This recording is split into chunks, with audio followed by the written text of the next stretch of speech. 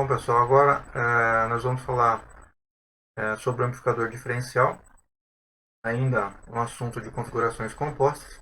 O amplificador diferencial ele é feito na sua montagem por dois transistores, né? Se a gente for observar aqui, um em oposto ao outro, ou seja, um de frente para o outro. Nós temos duas entradas, né? Uma em cada base. Nós temos duas saídas também, né? Os dois coletores aqui. Tá? Então a gente pode observar que as correntes do emissor de cada um dos dois transistores convergem para uma corrente só, que a gente chama aqui nessa situação de IE. Né? Nós temos uma fonte de alimentação simétrica, mais VCC e menos VEE, e resistores RC ligados nos seus respectivos coletores. Tá? Uma questão bastante interessante com relação ao circuito. Esse circuito é um circuito para amplificar diferenças, ou seja, diferença das duas entradas. Vocês vão ver a hora que a gente for concluir essa disciplina, esse assunto, tá? E esse circuito ele é bastante interessante. Por quê? Porque ele é o circuito de entrada de um amplificador operacional. Tá? E no amplificador operacional a gente tem um parâmetro que chama offset de entrada. E esse offset de entrada é um dos parâmetros que podem prejudicar o funcionamento adequado do amplificador operacional. Tá? O que é esse offset de entrada? O offset de entrada de um amplificador operacional é exatamente a diferença entre o VBE1 e o VBE2. Tá? É claro, quando eles são construídos em um mesmo chip, né, eles tentam fazer com que isso seja o mais próximo possível, mas mesmo assim acaba dando uma diferença. Né? Por exemplo, um é 0,654, o outro é 0,652. Tá? Eu vou ter aqui 2 miliamperes de diferença, que vai ser o offset de entrada desse amplificador operacional. Okay? Então, como que ele funciona? Tá? A entrada diferencial a gente chama a entrada VI1 menos a VI2. As correntes de coletores beta vezes IB, né? Então o IC1 é o beta 1 e B1, C2 beta 2 e B2. O IE é aproximadamente igual ao IC, né? Nos dois casos. O VC1, que no caso é o próprio VO1, é VCC menos a queda no RC.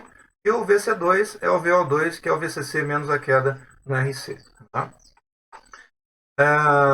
Como IE ele é a soma dos dois IEs, ou seja, as correntes dos dois emissores, e esse IE ele é constante, tá? Qualquer alteração que eu tiver em IE1 ou IE2 vai fazer com que haja uma alteração no outro.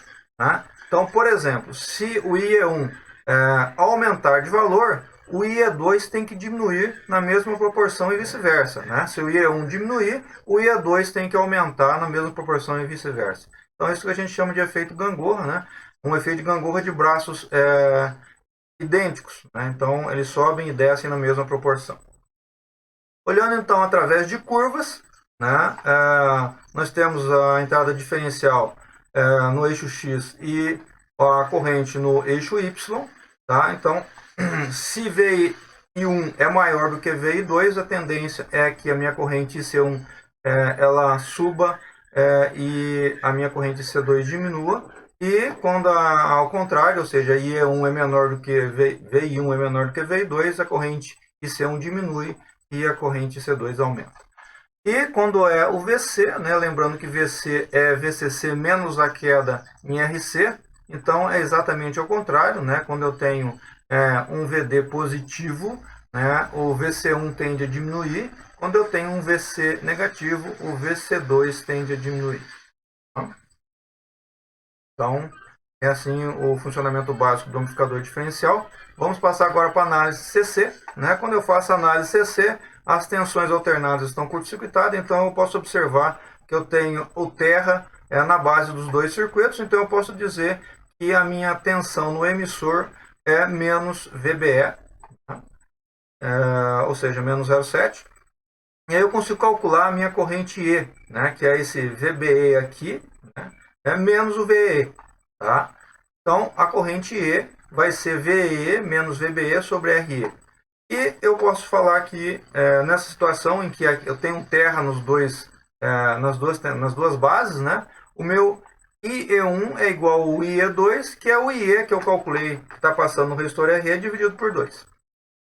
O IC1 é igual ao IC2, que é aproximadamente o IE1. Né?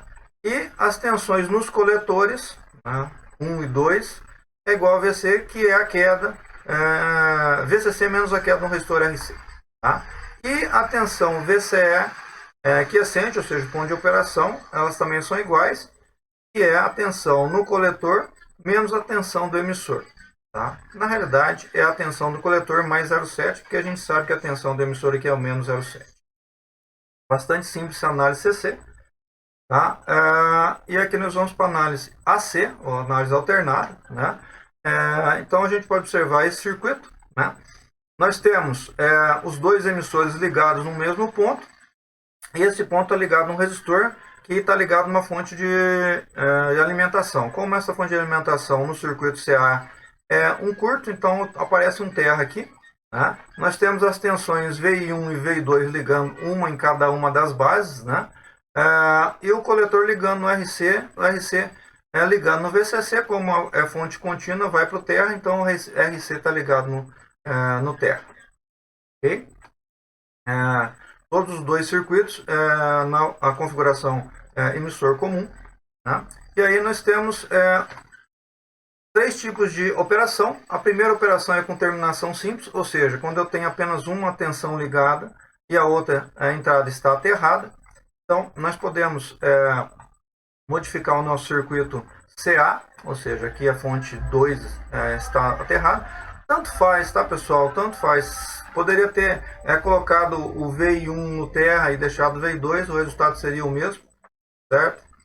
E nós vamos, então, verificar que a tensão VI, né, é a queda de IB em beta RE mais a queda de IB em beta RE. Né? O nosso autor fala que esse RE é muito maior que o beta RE, então a corrente vai passar por aqui, não por aqui. Tá? Então, na verdade, são correntes diferentes, né? Mas vamos aceitar o que o nosso autor fala e vamos seguir na análise. Então o VI vai ser IB beta RE mais IB beta RE, ou seja, 2IB beta RE. Tirando o valor do IB, vai ser VI sobre 2 beta RE. O VO é igual a menos beta IB RC, né? O menos aqui porque a tensão e a corrente estão no mesmo sentido. E VO é igual a menos VI sobre 2 beta RE que multiplica RC. Ou seja, o ganho, tá? VO sobre VI é menos RC sobre 2 RE do modelo. Eu não coloquei a VNL, apesar de estar sem carga, porque o nosso autor ele chama somente de AV. Ok? Outro tipo de terminação de operação é com terminação dupla. Né? É quando eu tenho VI1 aplicado e VI2 aplicado também. Tá? E aí nós vamos ter de diferente no nosso circuito CA, apenas eu vou colocar aqui de volta a tensão VI2, como estava na primeira situação. E aí nós vamos calcular o VI.